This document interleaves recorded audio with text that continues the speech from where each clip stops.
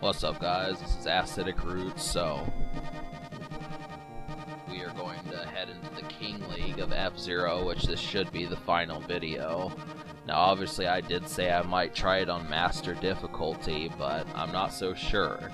I mean, when I played this just the other day, I realized that it was going to piss me off, and it did.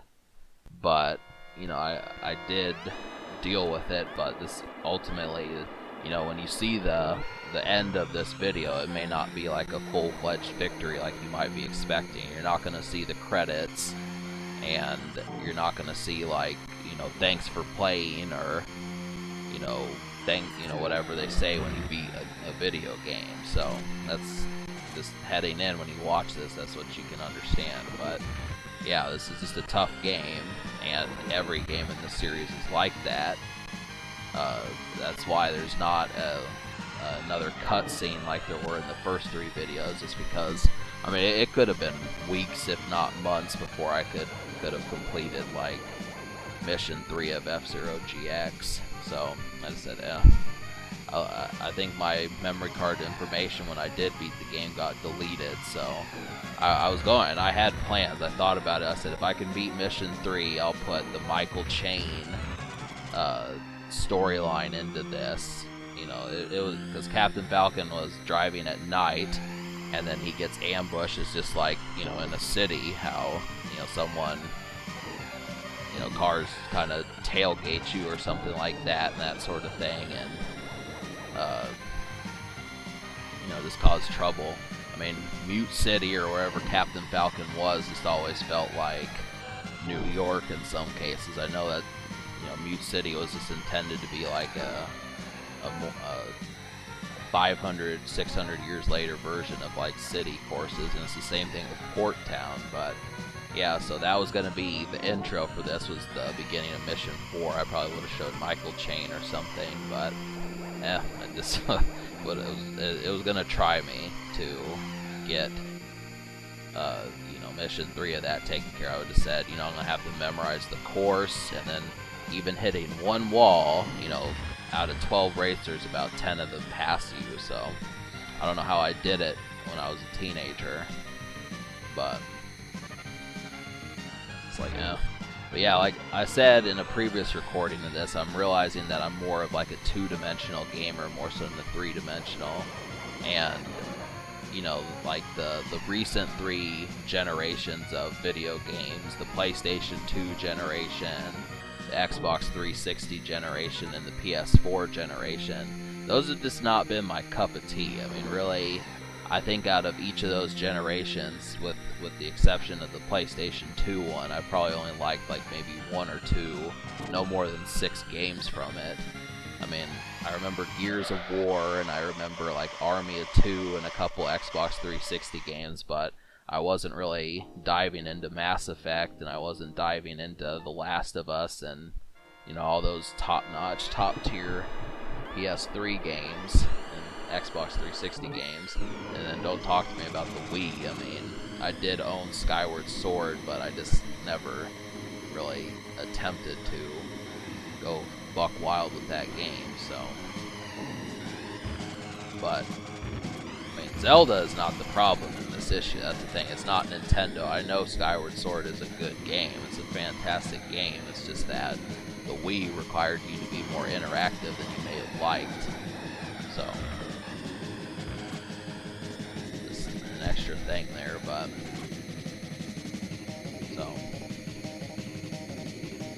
But then the Switch is doing the same thing. I mean, this is, you know, when we look at the Nintendo consoles in sets of 3s, which 3D gaming has gone from 3D gaming to interactive 3D gaming, and I think that that's kind of the thing. I mean, Sony at least has it slightly figured out by saying, well, we know you probably are still hooked on the DualShock, so we'll just make an advancement of that, and you'll be okay. But really, this is getting tricky, because I don't know if the PS5, you know, how much longer we're going to have before that one comes out. So, but for me to talk about the Wii, Wii U, and Switch, I mean, those are 3 Nintendo machines, and the Super Nintendo, N64, and NES, you know, those are kind of different ones. The original Nintendo, whatever it was. say, but yeah. I mean, I can tolerate some Nintendo 64 games, but they're just too long anymore. I mean, really, for acidic roots, I want them to be beaten in about 9 parts. Like my next game I'm going to do after this, you're going to see those videos are going to be a lot longer, probably like 25 or 28 minutes, but they're probably not going to be much more than that. I'm not going to expect people to, you know, tune in for, you know, half an hour like a television show or something. They're just going to be kind of dispersed out throughout. But it is going to be a problem, of course, too. Yeah, it's going to be a problem, too. Well, I don't remember what I was saying, so. But, yeah, so, I mean, E3 is getting ready to come up, probably within a month. It will be in talks to see what's really going to happen, and, you know, I'm just wondering what big game is going to anchor down the Switch this year. I mean, they've been talking about, like, the next Smash Brothers, but yeah, I just don't know. I mean, everyone with the obsession with Fortnite, it just makes me wonder if, like, you know, Fortnite came out for the Switch or something. I haven't paid too much attention, but I think they at least came out for the PS4 and Xbox One, something like that. Maybe I'll just look it up while I'm doing this. I'll just go on Wikipedia and see. So.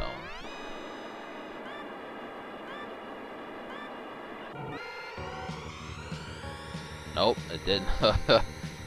They were specific. I mean, they were specific, and that's kind of not surprising. I mean, just nowadays when, you know, a third-party developer just purposefully, deliberately makes sure that they don't put it on a Nintendo machine. I mean, you gotta understand that, you know, with my history with video games, I've noticed this for over 20 years now, which is just the whole damn thing. I mean, it was different in the Nintendo 64 days because people didn't like the fact that they were still using cartridges, but now that it's 20 years later, I mean, that's a hell of a grudge. I mean, even Squaresoft, you know, the Final Fantasy guys, they continue to not put Final Fantasy games on Nintendo machines. And I mean, I dealt with that. I was one of the people that was like, damn, you know, I wish that there was a Super Mario RPG 2, but it's just funny, you know, heading on like 25 years later that we're still, the third-party video game developers are still just leaving out the Nintendo machines. It's just ridiculous, because this is like the 4th machine now that that's happened. I don't see how they'd have any beef with them at this point, but yeah, that's Fortnite, one of the most popular games. If you look at the stats on GameFAQs or something, GameFAQs meaning Game Frequently Asked Questions, which is a website, FAQs, whatever, but you know, they still talk like Grand Theft Auto 5. You know, that game's not on Nintendo either, so it's kind of like, what the hell, man? This makes you wonder if, you know, it's still just because they project like this cartoony image. If I really had to say why, I'd probably say it's because of like 2 reasons: Mario and Pokemon. It's because of those specific games that they have this cutesy image, but I don't know, I don't care that much. You know, I think video games would be different without the Super Mario series, and you know, there's kids and teenagers and people in their 20s and such that have been affected by Pokemon, so it's kinda, that's just funny though. Yeah, I lost the point of what I was gonna say as far as talking about, like, you know, this the standard popular game. I mean, yeah, I mean, the Wii U or the Switch needs some sort of thing to kind of mess around with anymore, so I'm just curious as to what game will come out. I mean, they say it's doing well, but I can't believe that that energy is just off of Breath of the Wild still. Kind of different, but so it's just getting awkward. I mean, me watching like Boogie 2988 and those kind of guys, people that are specifically paying attention to video games, are like, there's another guy I found. Big CTV. I mean, he has like 200 subs, but I don't care. I mean, it's you know, just seeing what they think of most games right now. I mean, for the most part, most people are just playing their favorite games, whether they're Call of Duty heads, Grand Theft Auto heads, or Fortnite heads, or any of these types of games, Final Fantasy heads. My favorite machine right now, and I'm just gonna call it like I see it, my favorite video game machine is the original Nintendo, the one from the 80s with 2 buttons on the controller, the NES. That one's my favorite right now. It just has so many games. I'm like, hell, you know, Tecmo Super Bowl beats the tar out of a lot of stuff that's going on. Tecmo Super Bowl, Ninja Turtles, the arcade game, Punch Out, Ice Climber. I mean, just all these different games that I've seen. This has been so ridiculous, and those are just fun. That's the whole damn thing. I mean, I feel the same way about the Super Nintendo, but it's just getting tougher to do that because I can't beat these games. They're not as fun because they really emphasize just playing with one person comparing to playing with 2. The Nintendo didn't care about that, but the Super Nintendo does. I mean, you have like Contra, but that's about it. Contra and Ninja Turtles. So, but yeah, I don't care. I mean, really, you know, the fact that, you know, watching the news, that sort of stuff, you know, you think, well, there's bigger problems in the world than shitty video games, but I don't know. I mean, entertainment just as a whole has really been less than stellar lately. I don't know. I mean, we need more people like Kevin Hart. That's the whole damn thing. I mean, he obviously needs to do at least one stand-up comedy special a year. I mean, his movies, they're okay, but, you know, instead of a ride-along 3 or a ride-along 4, I'd prefer just a new stand-up comedy special, because, you know, I remember him saying in the news a couple times, like, oh, he's just trying to be a father and that sort of thing, but he needs to do stand-up. And we need more folks, like Dave Chappelle put out like a Netflix special, but it, you know, their entertainment needs to come back, and it's not just Netflix itself. I mean, it's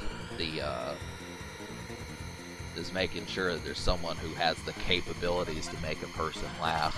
I don't know, I've just never been one to say I would prefer spontaneity on the issue. If I know that something could make me laugh, I'd rather put that in effect than just laughing once every 18 days and having it be a surprise. Which I think a lot of people are thinking the exact same opposite of me, despite the fact that, you know, it may not be apparent, they don't even realize it, but I don't know, it's just something. Why you need to support Nintendo. That's the whole damn thing, is because there's proven things that have done it. I mean, you know, when we talk about Sony and Microsoft, they have the games, but you're taking a chance every single time as to whether or not that game's going to be good, whether or not it's going to have a sequel, and whether or not the series is going to be, you know, left in limbo because of the shit they try. So, I don't know. I mean, this wasn't a problem back in 1994. I'm just like, at this point, it's just had me at wit's end. I'm just like, I'm sick of taking risks. It's the whole fucking thing. I mean, taking a risk, you know, of course that adds up to your fucking wallet at some point. It's like, oh, I'm spending, you know, $450 a year on video games or whatever. I mean, how many games most people buy in a standard year just to whether or not the game is good? It's like seeing a movie, you know, you have to take the risk. You don't know if that movie's going to be good. The only thing that you really have to counter that is like Rotten Tomatoes. So, I don't know. This is kind of the way I see it. I'm just like, the hell with it, you know, I'll just wait for it to come out on home video. I was an avid supporter of Blockbuster, let me tell you. I mean, that just made more sense to me, rather have a weekend at your home rather than go out to see a movie and have to be quiet. I mean, surround sound is awesome, but it's not worth the... I mean, you can buy surround sound, so that's the thing. But You know, the viewers watching this, you know, do I sound increasingly introverted? I'd rather watch a movie at home than at the theater.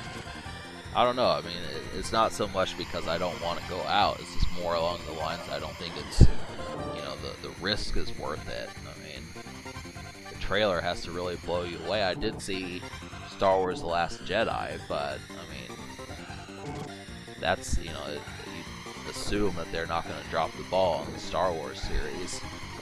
So...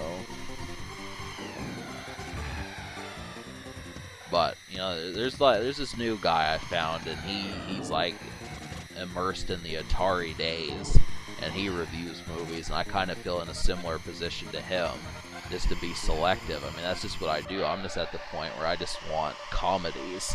You know, if they're making, like, if they could find some newfangled comedians, like if they could find like another Jim Carrey or something like that, who could be in like a good 4 or 5 or 6 movies for a while, I would appreciate that person, and it's time for it to happen. I mean, Jim Carrey is, you know, it's been a long time since he was in his prime, so we just need,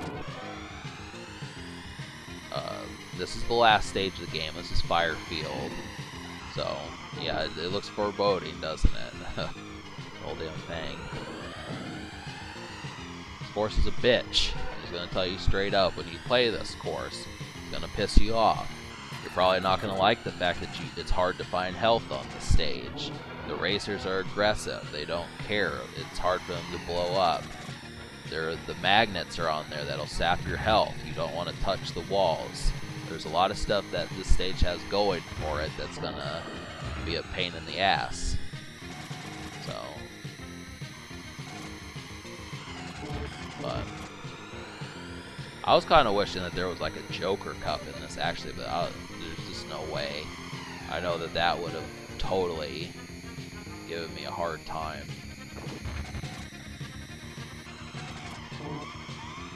But keep in mind, I mean, once again, I may be in 4th, but if you look where it says safe, I mean, I'm safe as long as I get better than 10th place. So once, I mean, on the last lap, you have to get at least 3rd in order to get there. That's something I didn't really say. I thought you just had to have 3rd the whole time, but you have to have at least 3rd by the last lap. So, yeah, I mean,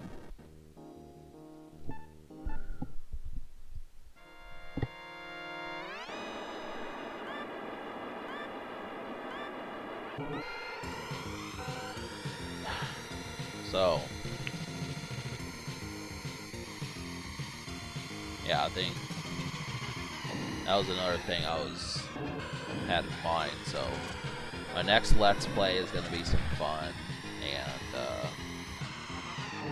kind of a back to just basics. It's another Super Nintendo game, but keep in mind I'm actually running out of Super Nintendo games to do, so eventually I probably will have to play the Nintendo 64, but I do understand the mechanics of why that happens is because the cutesy appeal of the Nintendo 64. So I just don't know how many circles are, you know, talking about the Nintendo 64. So there's the health. You have to take the left path to find it, and it doesn't give you that much, but yeah, there was something I was going to say, I don't remember, but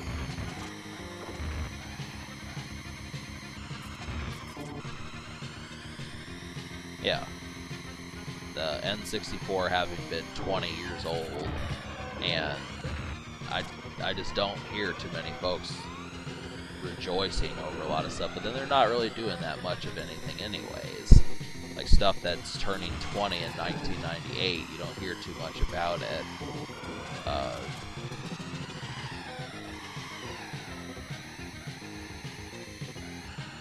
Like GoldenEye 007, you know, which was the game that was Halo before Halo was out. The game that was Halo before Halo was out was GoldenEye, and I don't really remember too many folks talking much of anything about that. It just gets strange. I mean, I don't know, this is just the age of social media. I feel like the whole damn thing is who cares that GoldenEye is turning 20? Hop on Instagram and like some pictures. That's the whole damn thing. You might as well. Or you should be wondering what some of these celebrities are up to on Twitter. It's the whole damn thing. You can follow Trump on Twitter, or you can follow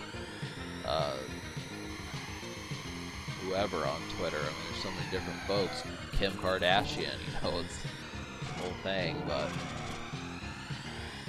it's kind of, I don't even know at this point. I have a point to what I'm trying to say. I'm just kind of concentrating on this course. I'm actually wondering if I could beat this stage if I was given the opportunity. I mean, there's a number of things that piss me off about making the attempt to do this again, and one of which is just the fact that this is the last stage in the game, and the other of which is the fact that you have lives. So that's the whole damn thing. I mean, you get basically 3 chances on a normal, and if you get the same place in 3 laps, you get an extra life, but it just doesn't make sense to do that, because, I mean, this one car passing you screws up your chance of getting an extra life, and so those 2 things are the reason why I don't want to. I mean, I could see myself, if it were 3 laps, I might be able to do it, but F-Zero X had the right idea, just allowing you to say, okay, you can get any place, but if you don't get points, you're not going to get the,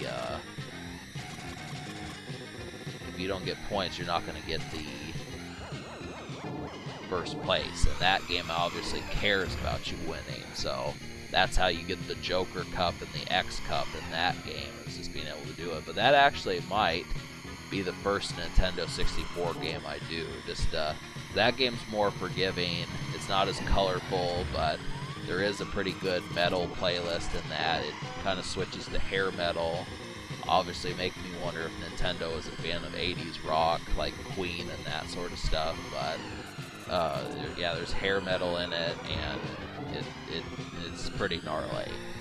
So, but I may just wind up doing it. It's not going to be next month, but it may be in the future. I'll do at least a couple N64 games, but they're going to have to be short. I mean, I'm not doing like 30 parts and that sort of thing. But alright, so that's the LP. I got game over and I didn't feel like playing again. But I did give you 4 attempts, so you got what you got. Subscribe for more fun. Stay tuned.